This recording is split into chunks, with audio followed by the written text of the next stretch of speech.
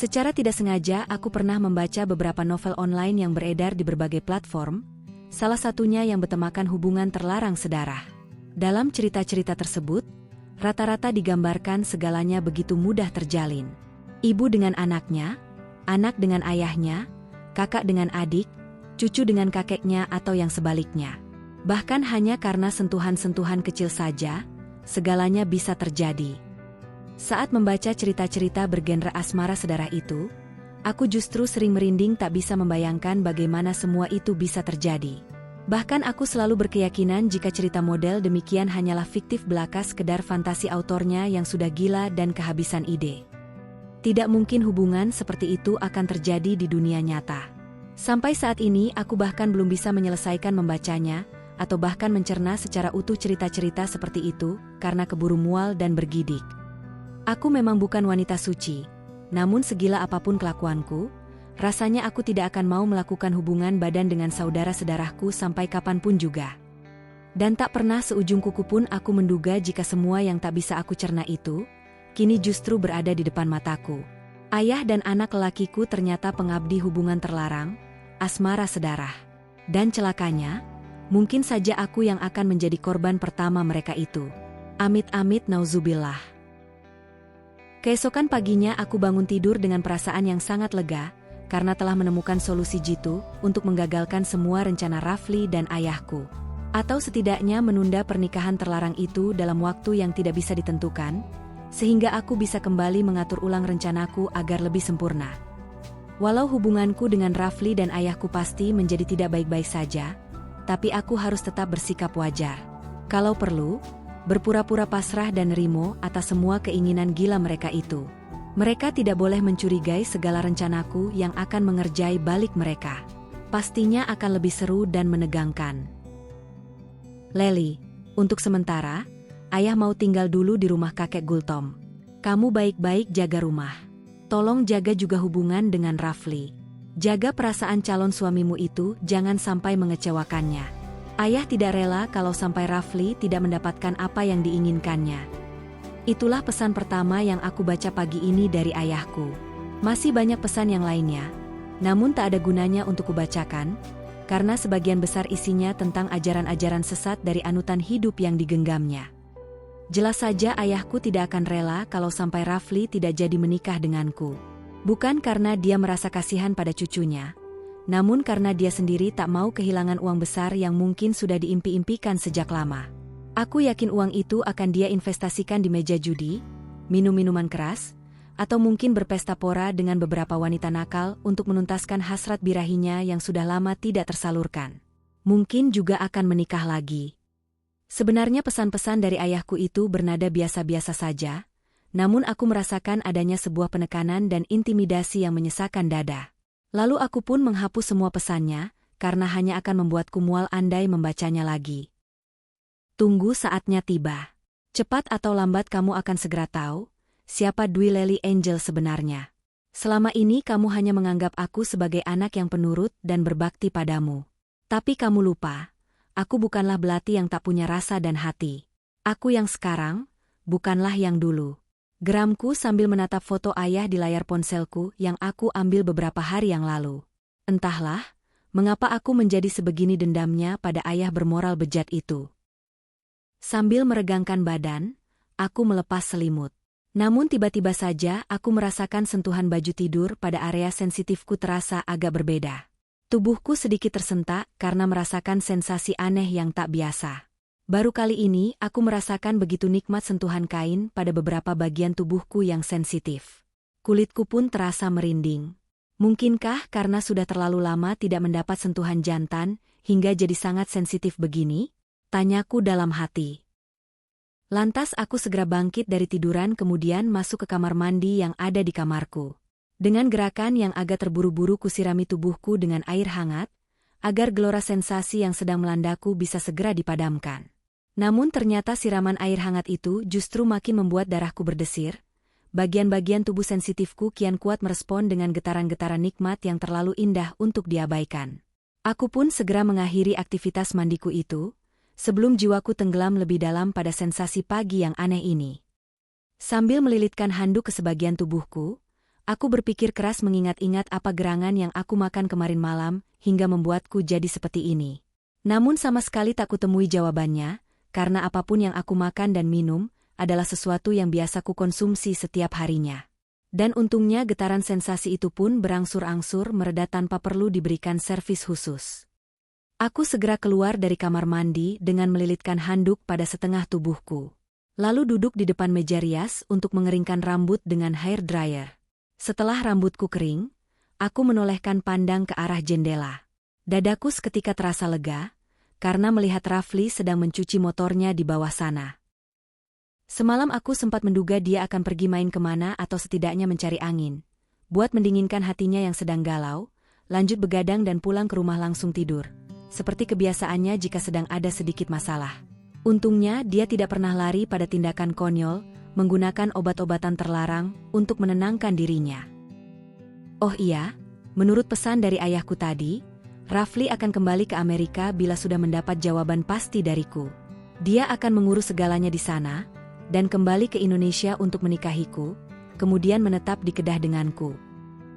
Sungguh sebuah rencana yang sangat indah. Namun sayangnya Rafli salah menjatuhkan pilihan. Andai dia memilih gadis lain untuk menjadi istrinya, sudah barang tentu ceritanya akan berbeda. Aku tidak perlu merencanakan sesuatu untuk menggagalkan niatnya itu. Karena aku pasti merestui dengan siapapun Rafli berumah tangga, asal bukan dengan wanita yang terlarang untuk dinikahinya. Aduh, aku sedikit berseru dalam hati, dadaku tersentak saat menyadari jika Rafli yang sedang mencuci motornya itu, berpenampilan lain dari biasanya. Lantas aku pun beranjak dari duduk, berjalan perlahan mendekati jendela untuk melihatnya lebih jelas. Oh my God! Sejak kapan anakku berani berpakaian seperti itu di luar rumah? Tanyaku dalam hati sambil terus memperhatikan punggung Rafli yang sedang berdiri membelakangiku menghadap motornya. Rafli memakai celana boxer warna biru tua yang sangat minim dan ketat, tanpa mengenakan apapun lagi di atasnya. Pundak dan punggungnya tampak sangat kekar dan gagah dalam keadaan demikian. Padahal saat dia memakai baju hal itu tidak terlalu kentara, karena pakaiannya tak ada yang ketat. Penampakan Rafli sekilas pun terlihat sangat seronok. Dan itu benar-benar bukan dirinya. Tidak pernah anakku berbuat aneh seperti ini sebelumnya. Bahkan memakai celana pendek pun hanya dia lakukan saat berada dalam kamarnya, itu pun terkadang masih ditutupinya dengan kaos yang agak panjang. Rafli memang bukanlah lelaki eksib yang gemar pamer keperkasaan tubuhnya. Ingin rasanya aku berteriak untuk mengingatkan dia agar memakai pakaian yang lebih sopan. Tidak enak kalau sampai dilihat oleh tetangga. Walau memang sangat jarang ada tetangga yang lewat di samping rumahku karena bukan jalan umum. Kecuali jika sangat kepepet atau nekat. Saat aku akan berteriak, tiba-tiba tersadar jika hubungan kami saat ini sedang tidak baik-baik saja. Alih-alih mulutku berseru memberi peringatan, kedua mataku malah terpicing dan sesekali membesar menatap celana ketat yang membungkus secuil bagian tubuhnya yang sangat pribadi itu. Benar-benar sudah nekat anakku sekarang. Batinku kesal sekaligus heran. Saat Rafli membalikan tubuhnya menghadap ke arah kamar, jantungku langsung berdegup keras. Dadaku berdebar tak karuan, dan darahku pun berdesir kencang. Mataku dengan tidak bisa dihindarkan lagi menyaksikan sebuah penampakan yang sangat mengejutkan. Sebuah siluet yang menyembul besar di balik celana ketatnya itu, tampak mencetak sempurna batang yang terbungkus di dalamnya, lengkap dengan 2 telurnya yang besar. Luar biasa, seruku dalam hati. Sepertinya dia makin rajin olahraganya selama di Amerika sana. Gumamku mengalihkan perhatian dengan memuji postur tubuh depannya yang tampak begitu sempurna. Dadanya sangat bidang, sementara pada perutnya seperti terdapat 6 roti sobek yang seolah menantangku untuk menyobek-nyobeknya. Pantas aja anakku menjadi idola banyak mahasiswa dan dosennya. Batinku, kala teringat kembali pada ceritanya tentang wanita-wanita yang sering menggodanya ketika masih kuliah. Saat diriku masih terkesima dan terkagum-kagum dengan pemandangan fantastis itu, tiba-tiba Rafli melangkahkan kakinya mendatangi pohon jambu di samping kamarnya, yang juga di samping kamarku, karena posisi kamar kami bertumpukan. Kamar dia berada di lantai bawah sementara kamarku di lantai atas. Posisi dia kini semakin dekat denganku sehingga pandanganku pun semakin jelas. Setelah sampai di bawah pohon jambu yang tak terlalu rindang itu, Rafli berdiri mematung sambil menolehkan wajahnya ke beberapa arah. Sepertinya dia sedang memastikan jika tidak ada siapapun yang melihat aksinya itu. Setelah itu dia kembali menghadap lurus ke arah kamar.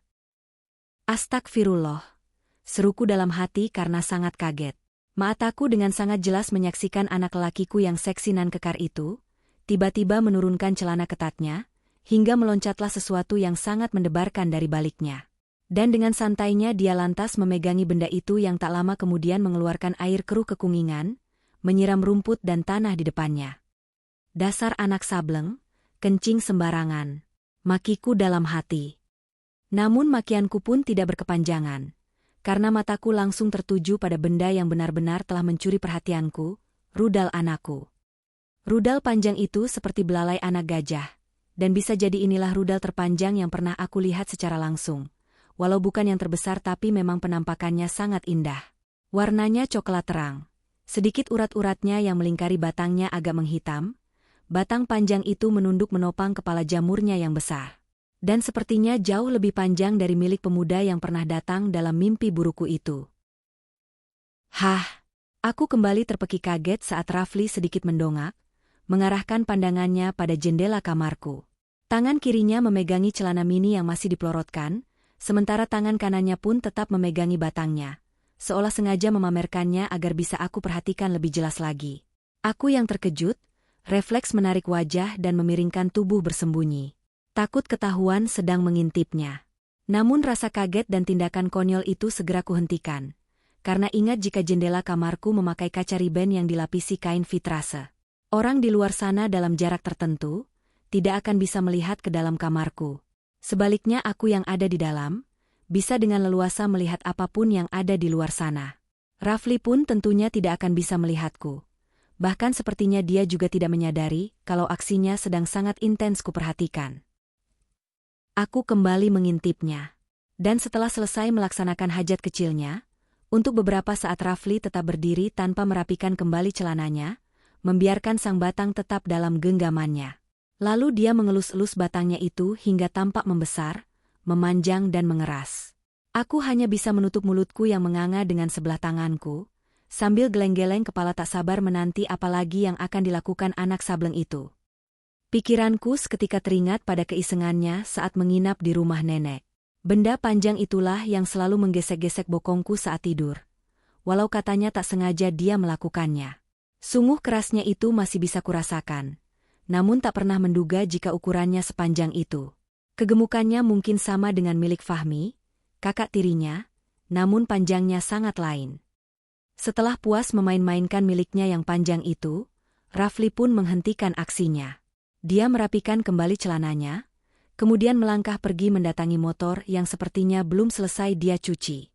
Kepergian Rafli dari hadapanku benar-benar meninggalkan diriku yang masih terkesima dan terbengong-bengong.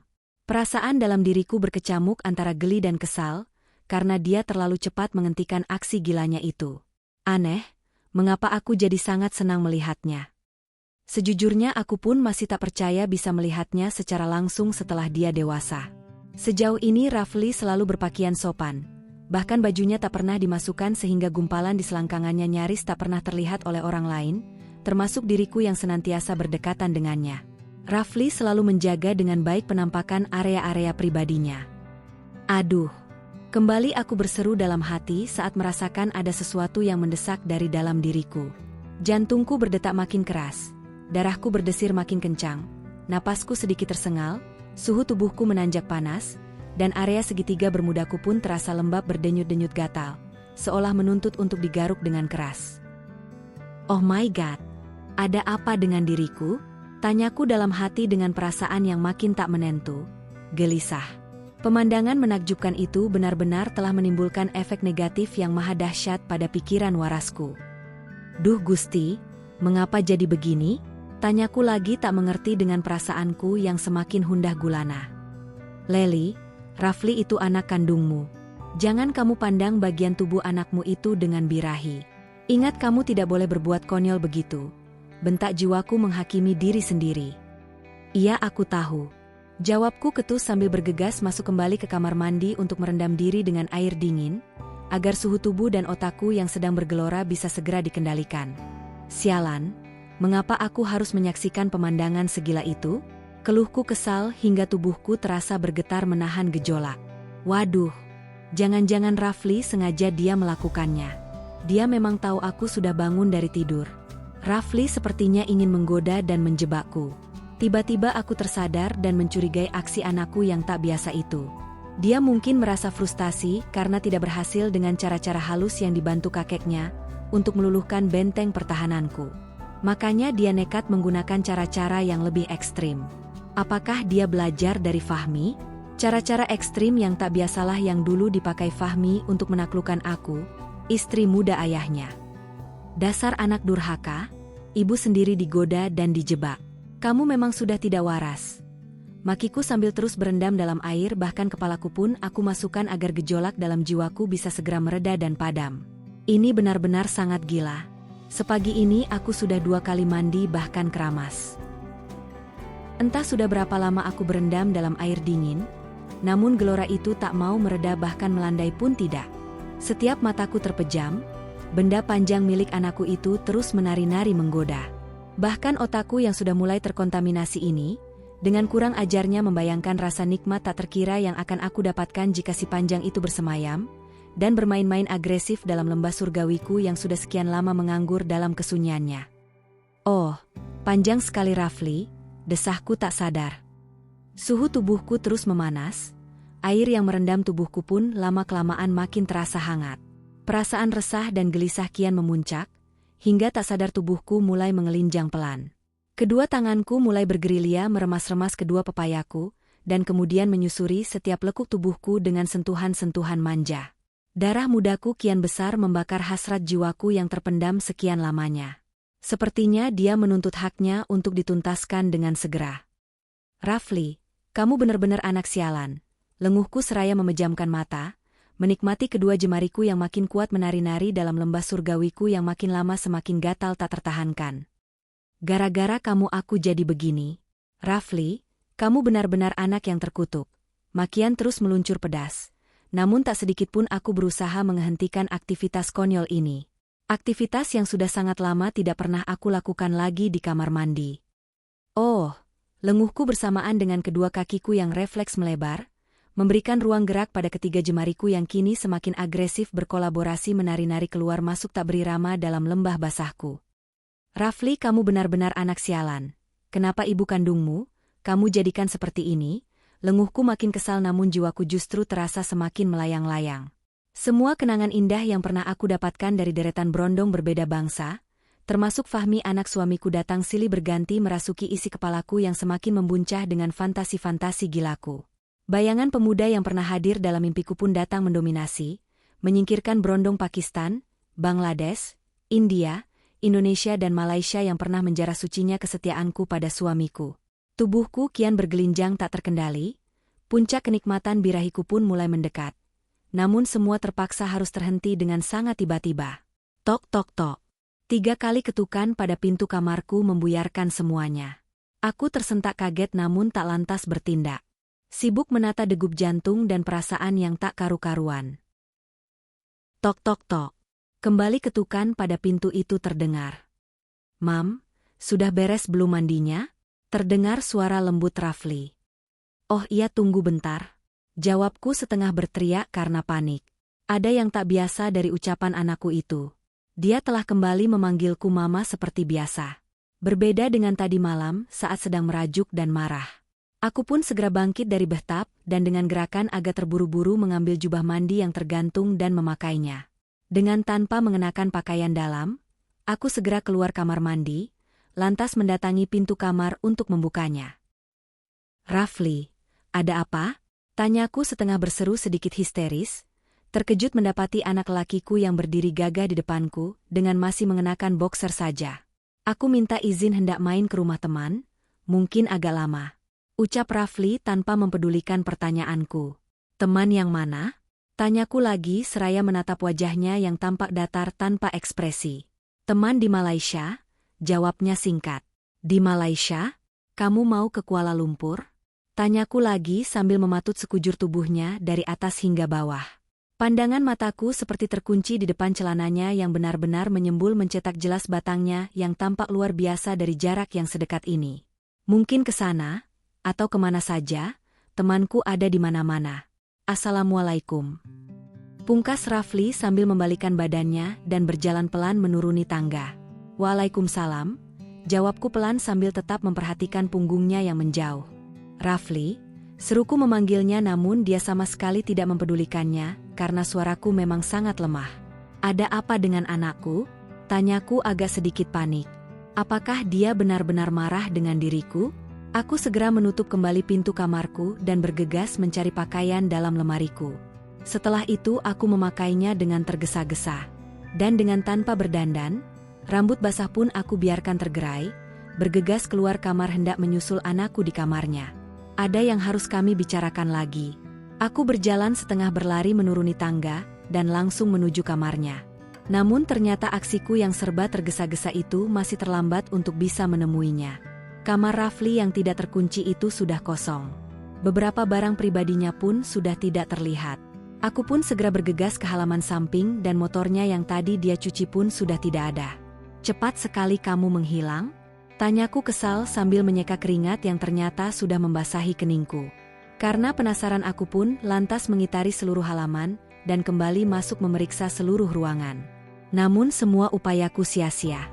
Rafli benar-benar telah tiada. Aneh, aku bahkan tak mendengar suara motornya saat dia pergi. Batinku. Motor sport modif yang biasa ditunggangi Rafli, deruk knalpotnya agak keras. Dari jarak beberapa belas meter bisa terdengar. Sedangkan jarak kamarku dengan tempat biasa dia memarkir motornya tak lebih dari 5 meter. Benarkah dia menghilang? Atau... Aku terus bertanya-tanya sambil kembali melangkah gontai masuk ke rumahku. Mengapa semua jadi aneh begini? Desahku sambil menjatuhkan tubuhku di atas sofa depan ruangan keluarga. Netizen yang senyumnya semakin manis, adakah di antara kalian yang mengetahui kemana sebenarnya Rafli? Silahkan tulis dalam kolom komentar. Sampai berjumpa kembali pada bab 4 yang bisa jadi makin membuat kita kelonjotan. Terima kasih.